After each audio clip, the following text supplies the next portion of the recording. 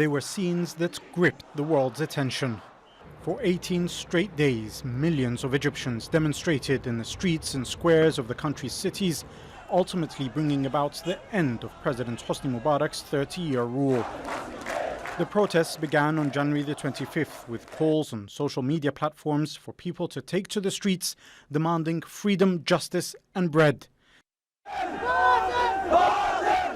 Those calls by unarmed civilians were met with a type of police brutality that was synonymous with the Mubarak regime.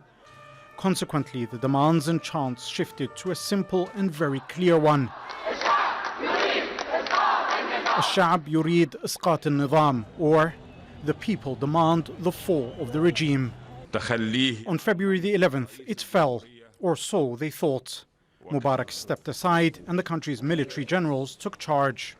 Despite attempts by the army to maintain power, they were forced to allow the country's first ever free and fair parliamentary elections to take place. Those were then followed by a vote for the presidency, which resulted in the Muslim Brotherhood Party's Mohammed Morsi becoming Egypt's first ever democratically elected president. Throughout that time, social and economic instability became the norm. Egyptians had begun experiencing political freedom, but living conditions remained bad.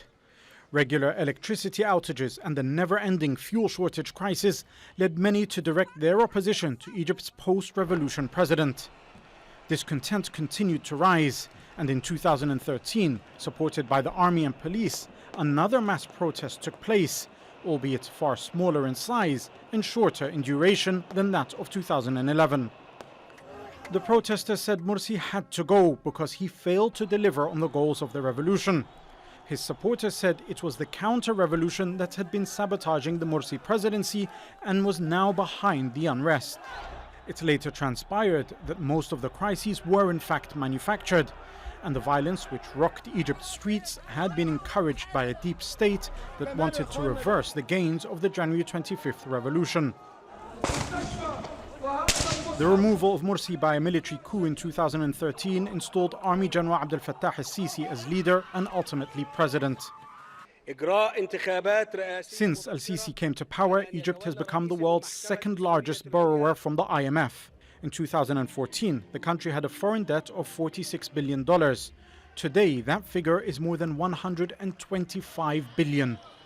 Poverty levels in Egypt have increased drastically, and more than 50% of the country's revenue is spent on trying to pay back its foreign debt.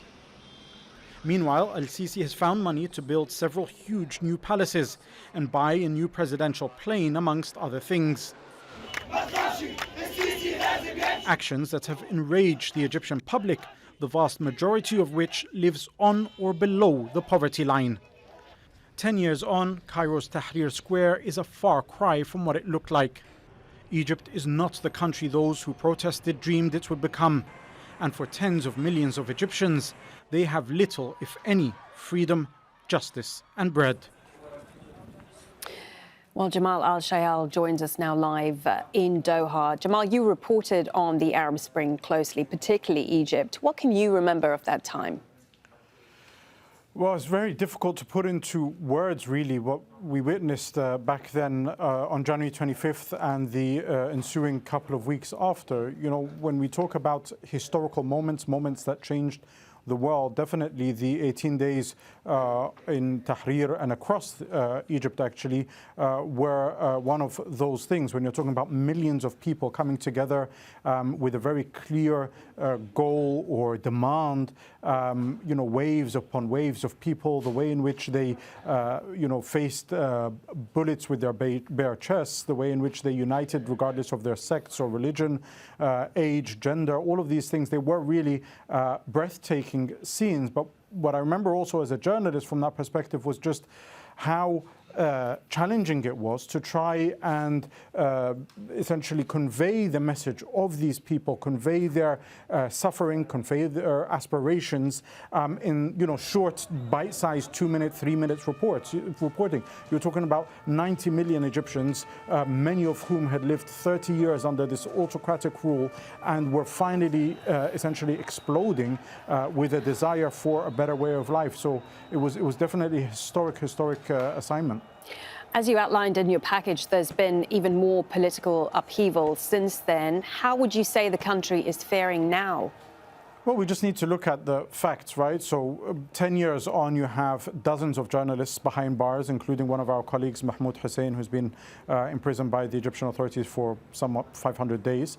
You have poverty levels that are even worse than they were under Mubarak, so roughly 60% of the Egyptian population on or below the poverty line.